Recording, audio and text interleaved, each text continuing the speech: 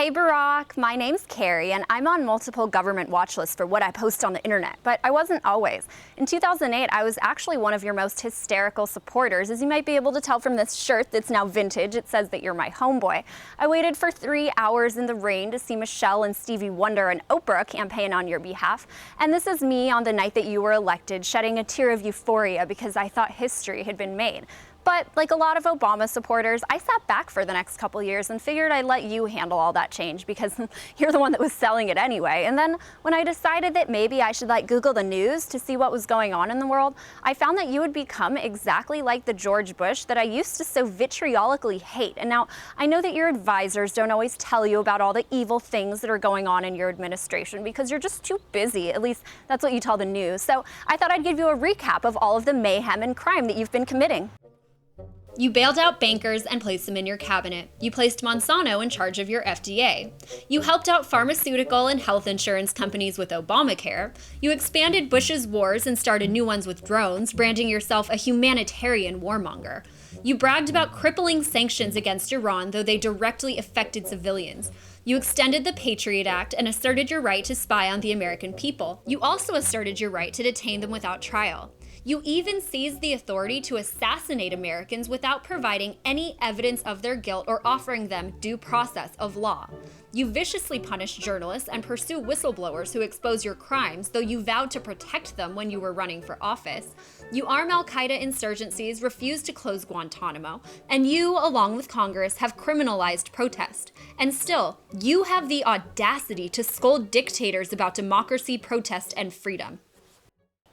Mr. Obama, you are the biggest fraud that has ever been perpetrated on the American people, and it's been a long time since I bought into it. So I think it's about time to burn your shirt.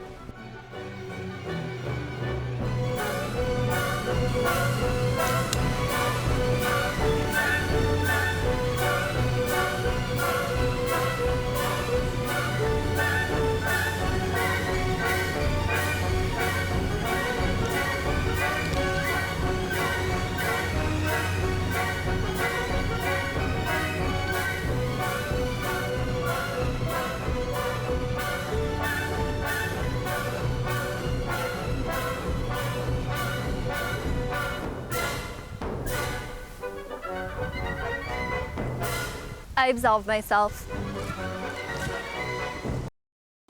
Now, Barack, I can admit that I probably hated you more than I needed to once I found out what a scam you were. I hated you more than I hated George Bush because I felt personally betrayed by all of the lies that you told. But really, I should thank you now because a few years out from realizing what a scam you were, I understand that it's not just you. See, it's not really Obama's fault because it's the institution of government that is the problem. It doesn't matter what political party is in office. It doesn't matter if it's a liberal or a conservative or you or George Bush or anyone else who will run for president or any other office in government. It's the institution of government that is violent and forceful and coercive and kills people and subjects them to will with a force. And so instead of spreading the same hate that you do with your rhetoric and that you and your fellow politicians decide to inflict on the rest of the world, I would rather spread love and peace and freedom and help people understand that this government that you are currently at the head of, but it really doesn't matter who is strictly violative and doesn't do anything to help them. It only restricts the potential of humanity, and that's what I'd like to share. So thanks, Barack.